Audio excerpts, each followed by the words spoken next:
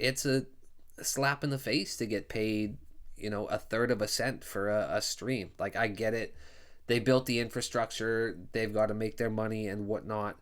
But there's other options out there. So when we get to a point where we're just treating streaming platforms like they're the only possible option for artists, it's like, no, there's not. And I'm going to do it this way because when I sell a copy of Game Time for $30 on Bandcamp, that's 20,000 streams almost.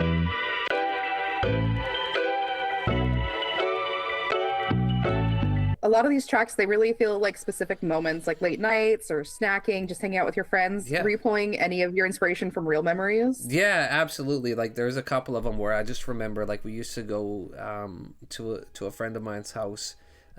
Growing up, we all kind of lived within like a 4 or 5 block radius, right? And so we'd play like tag on the block or like hide and seek on the whole block and stuff. But then like there'd be some nights where we'd go over to somebody's house and we'd have like the game nights. So we'd all like cram into his little bedroom and like there'd be 4 of us playing like GoldenEye and just like staying up until like 1, 2, 3 in the morning.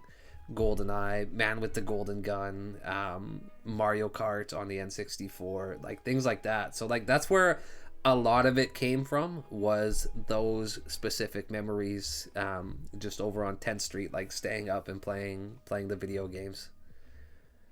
Same here. I have so many fond memories of playing GoldenEye with the boys and Mario Kart 64. Who was your main Yoshi. Mario Kart? Yoshi. It was Yoshi? always Yoshi if he was available, or if not, it would be like Toad. Oh, girl power for me. I was always Peach, and Had now to in the be. earlier versions, I'm Rosalina.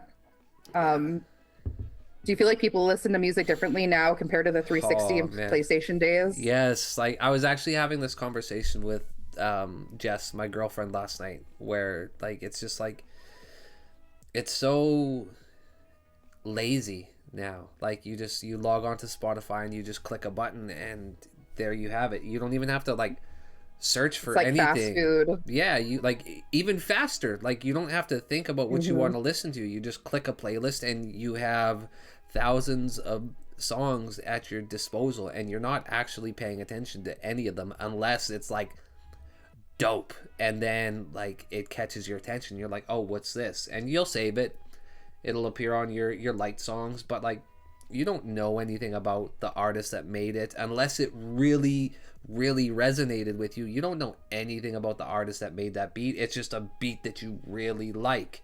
And so like I remember popping CDs into my Xbox or my PlayStation and listening to those while like I cleaned the house, or like uploading them to the Xbox hard drive so that you could listen to them while you played games. Or That was top tier. I remember doing that with Bomberman, so uploading my good. Nine Inch Nails CD. That was like my Bomber Beats, is what I Right? called it. Yo, that's fire.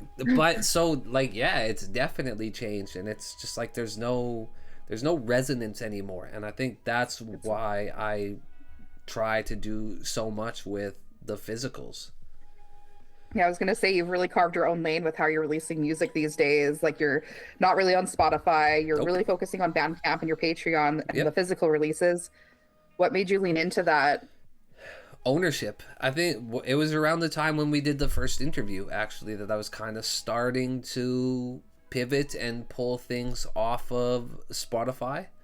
Um, just ownership is something that's like big for me. And I mean, you've known that since before rainbows had color.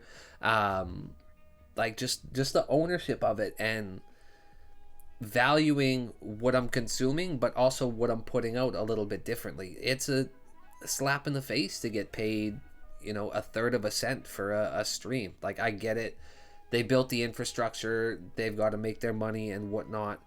But there's other options out there. So when we get to a point where we're just treating streaming platforms like they're the only possible option for artists, it's like, no, there's not. And I'm gonna do it this way because when I sell a copy of Game Time for $30 on Bandcamp, you know, that's 20,000 streams almost, I'm pretty sure.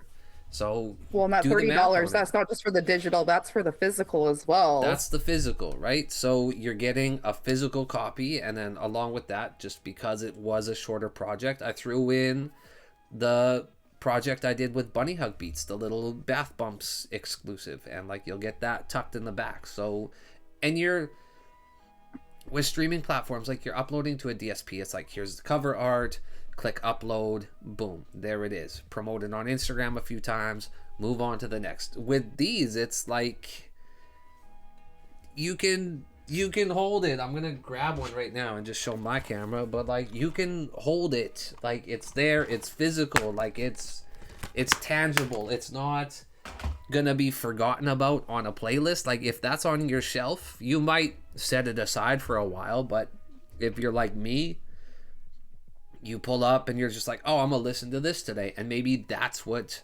comes out of it. It's just It's your preservations over playlists. preservation over playlist, culture over content. Thank you. Yes, it's everything is about that. Like I can get wild and belligerent about this, but it's at the core, that's exactly what it is it's just about preserving the culture and contributing to something that's given me so much, and like also wanting to leave something behind. I'm not trying to be like the messiah or like this leader in, you know, beat culture or anything, but I think that it's very important that because I have these artifacts that so many producers and staples within the community have left behind, it's also important for not just me but artists within this realm and generation of beat makers to also